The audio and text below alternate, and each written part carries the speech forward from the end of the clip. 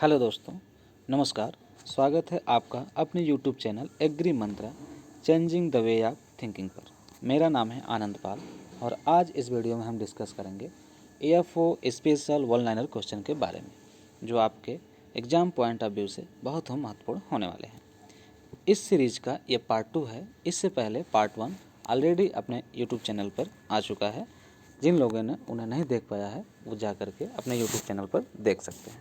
ठीक है, तो आज इस सीरीज का पहला क्वेश्चन रहेगा, the study of soil fertility with respect to the crop is known as. तो इसका राइट आंसर हो जाएगा एडोफोलॉजी। सॉइल के स्टडी केस में दो टर्म यूज किए जाते हैं, एडोफोलॉजी एंड पेडोलॉजी। ठीक है, तो साथ ही साथ पेडोलॉजी को भी ध्यान में रखिएगा।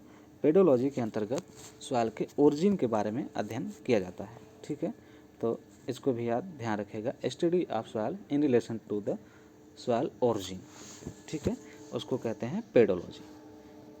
अपना अगला क्वेश्चन रहेगा, when organic matter is 0.75% in soil rated as. तो इसका राइट आंसर हो जाएगा मीडियम। देखिए, जब सॉइल में 0.5 से लेकर 0.75% तक ऑर्गेनिक मैटर पाई जाती है, उसको मीडियम के अंतर्गत क्लासीफाई किया जाता है, या रेटिंग जो दी जाती है मीडियम की दी जाती है। ठीक है, इसको ध्यान में रखिएगा। यदि किसी सॉइल की जो रेटिंग दी गई है या ऑर्गेनिक कार्बन जो है 0.5% है, तो उसको लो रेटिंग के अंतर्गत रखते हैं। ठीक है, यदि ऑर्गेनिक कार्बन या ऑर्गेनिक मैटर की मात्रा सॉइल में 0.75% से ज़्यादा है, तो उसको हाई रेटिंग के अंतर्गत क्लासीफाई किया जाता है। तो इसको भी आप ध्यान में रखिएगा। अपना अगला क्वेश्चन रहेगा, salt index was given by. तो इसका राइट आंसर हो जाएगा पूरी। ठीक है, इसको आप ध्यान में रखिएगा, एग्जाम में पूछ लेता है कि साल्ट इंडेक्स किन के द्वारा दिया गया था।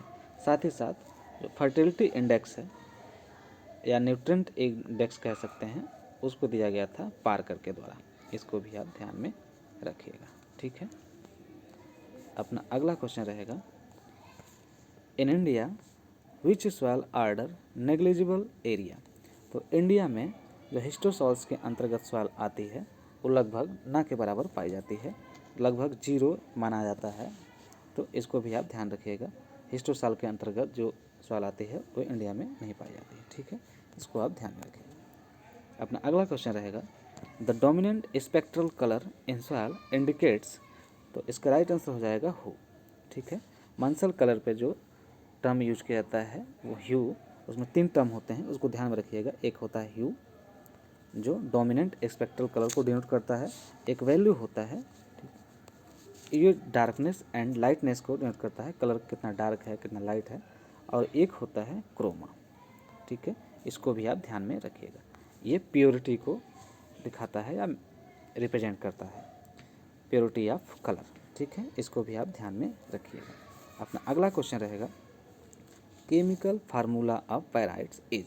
इसका राइट आंसर हो जाएगा FeS2। ठीक है, इसको आप ध्यान में रखिएगा। साथ ही साथ जिप्सम का फार्मूला भी ध्यान में रखिएगा, कैल्शियम सल्फेट 2H2O। ठीक है, ये काफ़ी इंपॉर्टेंट है, एग्जाम में कई बार क्वेश्चन बना भी है। ठीक है, इसको आप ध्यान में रखिएगा।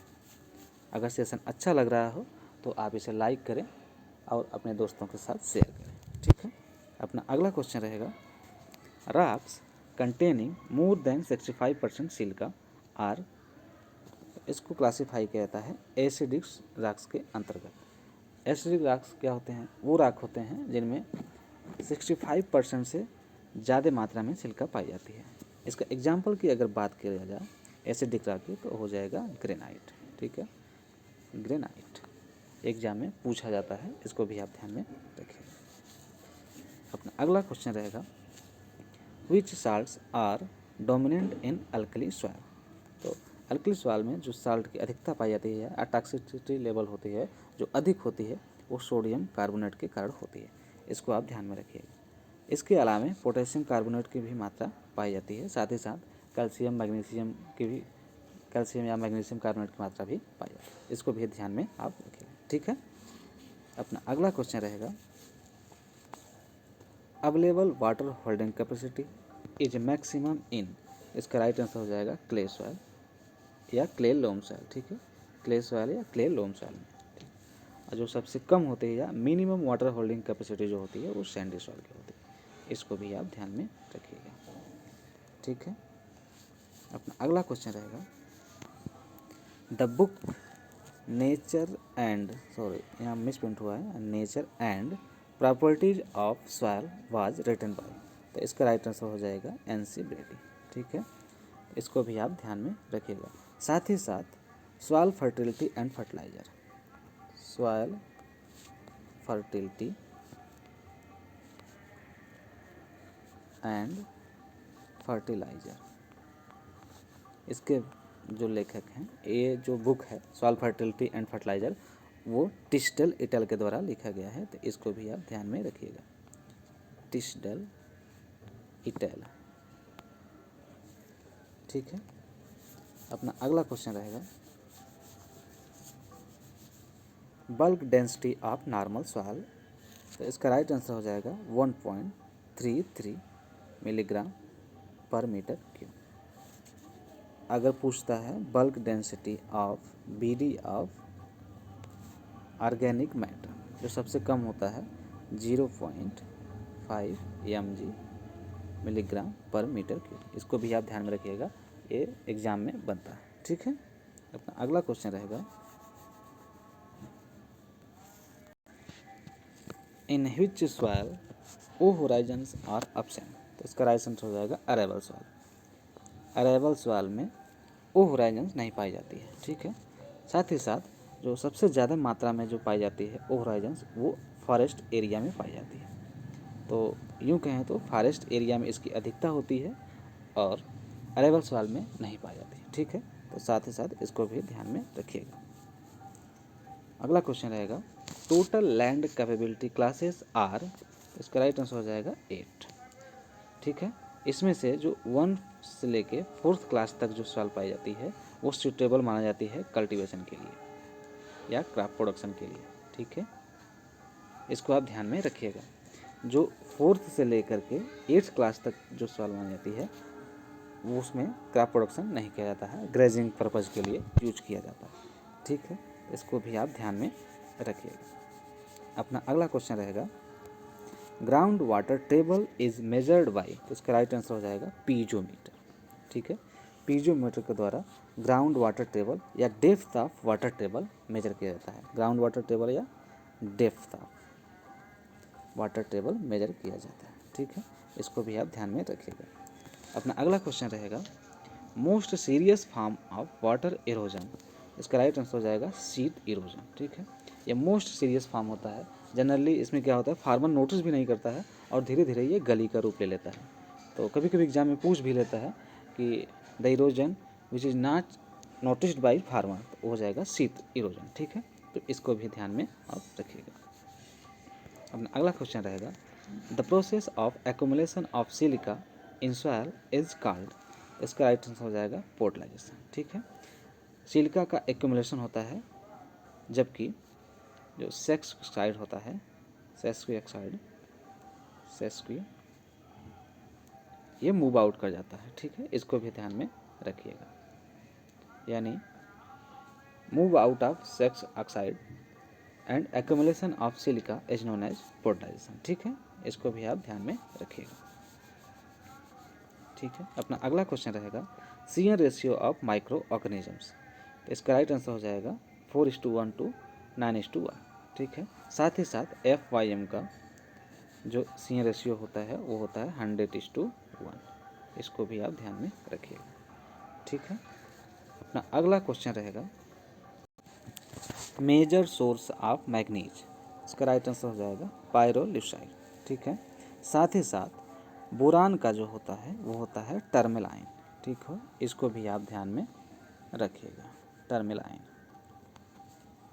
अपना अगला क्वेश्चन रहेगा,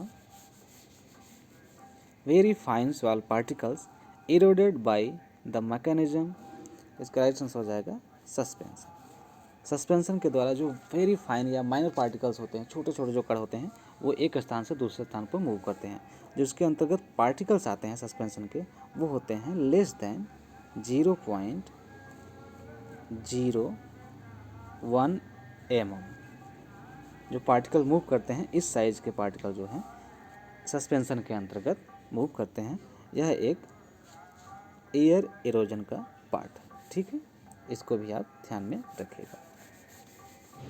अपना अगला क्वेश्चन रहेगा, vertical mulches are used only in. तो जो वर्टिकल मल्चेज होता है, ये प्रैक्टिस किया जाता है ब्लैक सॉइल में, ठीक है। तो इसको आप ध्यान में रखिएगा। अपना अगला क्वेश्चन रहेगा, contour bunding is adopted where land slope is. तो जो कंटूर बंडिंग एडॉप्ट की जाती है, वो जिस रीजन में की जाती है वहाँ पे स्लोप रखा जाता है 6% तक, ठीक है। साथ ही साथ वहाँ पे जो बारिश होती है 600 mm होती है, उस रीजन में कंटूर बंडिंग एडॉप्ट की जाती है, ठीक है। अपना अगला क्वेश्चन रहेगा, according to USDA classification the land belongs to the class 6th and 7th are suitable for. जो USDA के अकॉर्डिंग जो क्लासीफाई किया जाता है लैंड को, उसमें 6ठा और 7वां जो क्लास है उसके अंतर्गत जनरली जो है टिम्बर और फाइबर, टिम्बर कम फाइबर की फार्मिंग की जाती है, टिम्बर कम फाइबर, ठीक है। तो इसको भी आप ध्यान में रखिएगा, टिम्बर कम फाइबर। अपना अगला क्वेश्चन रहेगा, जो इस सेशन का लास्ट क्वेश्चन रहेगा, natural soil aggregates are known as. इसका राइट आंसर हो जाएगा पेड्स, ठीक है। इसको आप ध्यान में रखिएगा। यदि ये सेशन आपको अच्छा लगा हो तो इसको लाइक करें और अपने दोस्तों के साथ शेयर करें। Thank you so much.